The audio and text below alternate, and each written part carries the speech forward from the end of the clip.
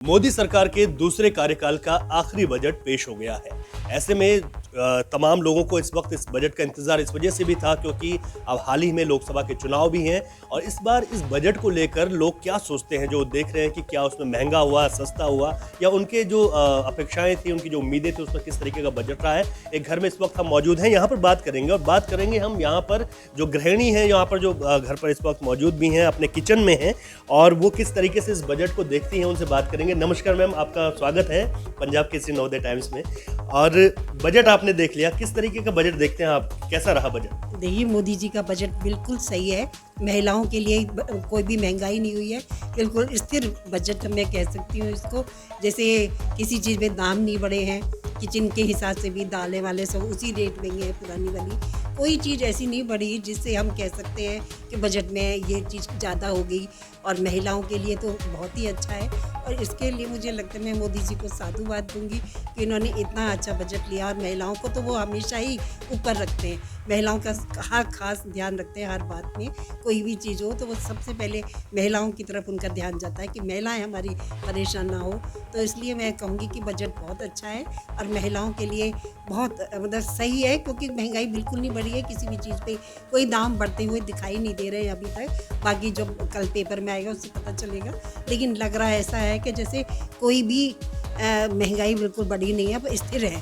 पहला ही जैसा स्थिर बजट लग रहा है, मुझे ठीक लग रहा है। एक खास बात ये भी है क्योंकि उत्तराखंड में हम देख रहे हैं कि लखपति दीदी बनाने की एक जो है एक टारगेट सेट किया गया है, उसी को लेकर इस बजट में भी जिक्र हुआ। आपने ठीक कहा कि बजट को और ज़्यादा समझ में आता है जब आप देखते हैं इसको किस तरीके से देख रहे हैं इस स्कीम को, और उसमें और लखपति दीदी बनाने की बात की जा रही है। देखिए, बहुत अच्छी बात है। दीदी लखपति दीदी योजना जो है महिलाओं को प्रभावशाली बनाने के लिए है, महिलाओं को सशक्तिकरण के लिए है, महिलाओं को आत्मनिर्भर बनाने के लिए है।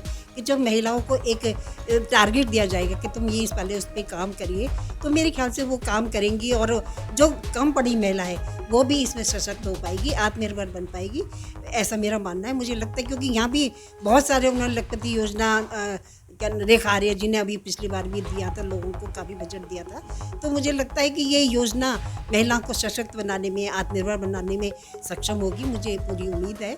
और महिलाओं के लिए जैसे मैं कहती हूँ कि उनकी बहुत सारी योजनाएं, खाली यही नहीं है। लक्ष्मी किट है, महालक्ष्मी किट योजना है, लखपति दीदी योजना, नारी शक्ति मातृवंदन शक्ति योजना है।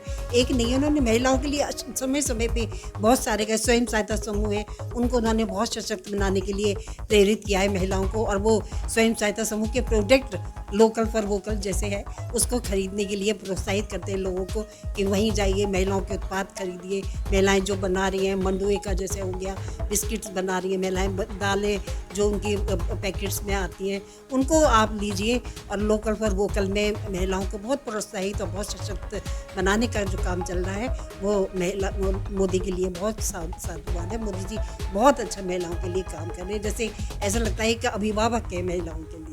बजट को लेकर महिलाओं के चेहरे पर खुशी देखी जा रही है। सर हमारे साथ इस वक्त मौजूद हैं जो कि किचन में ही हैं और उनसे भी हम बात कर लेते हैं। सर, एक तो टैक्स स्लैब की अगर बात करें उसको आप किस तरीके से देखते हैं, क्योंकि कुछ बदलाव ऐसा नहीं हुआ है, आप किस तरीके से समझते हैं और समझाते हैं हम सबको भी कि इस बजट को कैसे आप देखते? देखिए, जब भी मतलब डेवलप होता है किसी कंट्री के अंदर तो टैक्स ज़रूरी होता है। टैक्स में मतलब जब तक अगर नहीं लिया जाएगा तो अगर मान लो अगर आप टैक्स में कोई छूट नहीं है तब भी ठीक है, कोई फ़र्क नहीं पड़ा।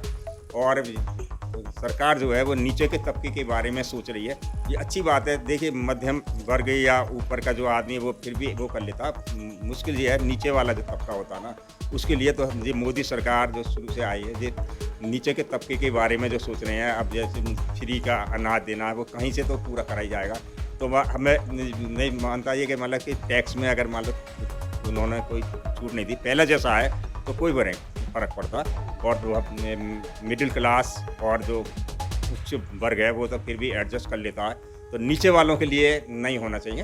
तो वो ये बहुत अच्छी बात है कि जो टैक्स वो आपने रखा। और हाँ, जो 5 लाख तक की जो लिमिट है, 5 लाख में एक परिवार गुजारा कर लेता है। और 5 लाख मतलब मैं सोचता हूँ कम नहीं है 5 लाख की, अगर इनकम पर 0 है टैक्स तो। और जो सेविंग करने के बाद 7 लाख हो जाता है तो मतलब उसमें आदमी की बचत ही होती है जो शादी ब्याहों में काम आता है। बच्चों की शादी करनी है तो बच्चों को पढ़ाना, तो वो पैसा भी हमारे काम ही आता है जो बचत होती है।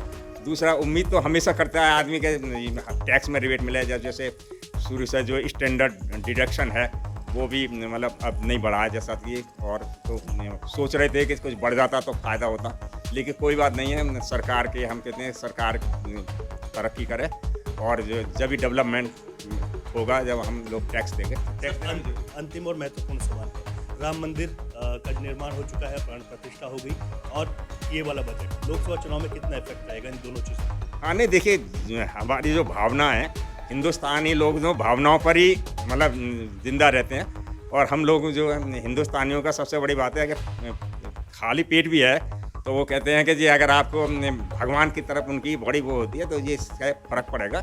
आम नागरिक बहुत खुश है, जो हमारे कि इतने दिन से जो हमारे पूर्वज, हमारी कई कई पीढ़ियाँ, हमारे दादी नानी और हम जिनसे सुनते आए थे कि जी हमारे भगवान राम उसमें बंद हैं या उनके लिए मंदिर नहीं है, तो हमें लगता है देखिए हमारे उनके पूर्वजों की भी इच्छा पूरी हुई है, तो ये बहुत अच्छी बात है कि जी अगर वो है तो फ़र्क पड़ेगा, और ये ज़रूर उसमें वोट बैंक में उनका फ़र्क पड़ेगा, और मोदी जी का हमें मुझे सरकार फिर से वही सरकार बनेगी, और मेरी शुभकामनाएं। तो ये है बजट को लेकर लोगों की राय, और इसमें खास ये भी है कि राम मंदिर का मुद्दा, और इस वक्त आया ये मोदी सरकार के दूसरे कार्यकाल का जो अंतरिम बजट आया है उसको लेकर लोगों में खुशी है। यही वजह रही कि हम जो है इस तरीके से घरों में बात कर रहे हैं कि लोग इस बजट को किस तरीके से देख रहे हैं। अपने सहयोगी रूपेश नेगी के साथ रवि कैंतुरा, देहरादून।